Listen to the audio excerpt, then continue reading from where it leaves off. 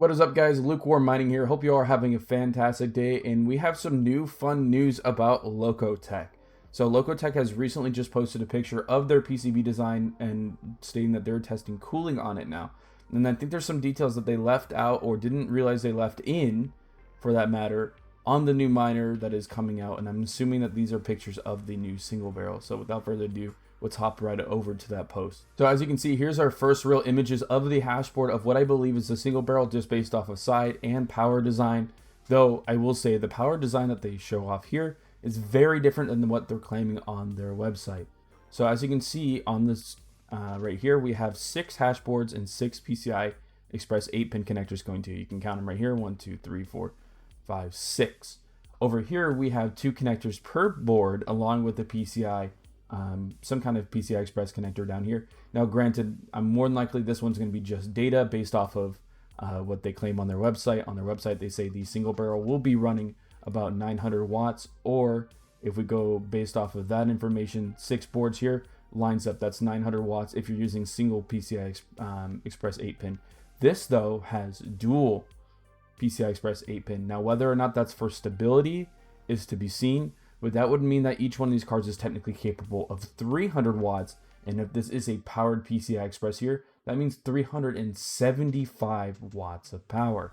Now, does that mean that we're going to get a Lokotech single barrel and single barrel plus? I don't know. Reason being is this is a 900 watt miner right here, and a single fan, 140 millimeter fan probably is enough to keep that cool. Running this at 1800 watts though is probably going to be pushing the limit of what a singular 140 millimeter PWM fan is. Let me know if that's inaccurate, but just kind of thinking about it out loud, I don't think even 2 of these, one on the front, one on the back, would be enough airflow to cool down over 1800 watts of miner. Everything else looks pretty normal on it. We have some components here for the MOSFETs and stuff like that. All kinds of other power delivery stuff. There seems to be some kind of UART connector here at the bottom. It looks like they're going to be using a fiberglass board on it. You can see there's not any kind of aluminum inside. It's a fiberglass board, which for repairability means that it should be pretty simple. If something were to die on this, it doesn't look like it's got a poor build quality or anything like that. It actually looks pretty high end for the most part. And then you can see there's some kind of data connection here up at the top, M1 through, it looks like M1, M2, S1, M3, M4. So not sure what these data connections are up at the top. More than likely goes to a control board of some sort.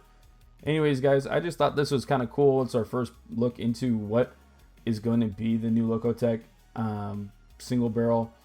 Like I said, looking at the design and stuff, it's mildly interesting with the server mounted PSU in the bottom, which means more than likely the connectors are on the top, and then it's using some kind of carrier card in the bottom to mount each one of the boards. So hopefully, I believe they said they're going to be going to BTC Vegas or the Litecoin Summit. I believe I'll have to double check, but maybe we'll finally get a look at what the machine is going to look like. Let me know down in the comments if you guys are excited for this thing, or if you think this is just more vaporware. Anyways, if you need miners, you know where to reach out to me.